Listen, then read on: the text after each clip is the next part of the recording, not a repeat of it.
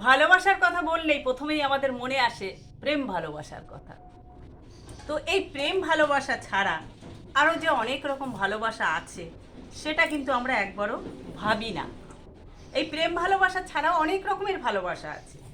যেমন এই ধরুন, বাবা মায়ের প্রতি ভালোবাসা, স্বামীর প্রতি ভালোবাসা, ভাই বোনের প্রতি ভালোবাসা, এরকম বিভিন্ন ধরনের, কাকা কাকিমার প্রতি ভালোবাসা, আত্মীয় স্বজনের প্রতি একটা ভালোবাসা।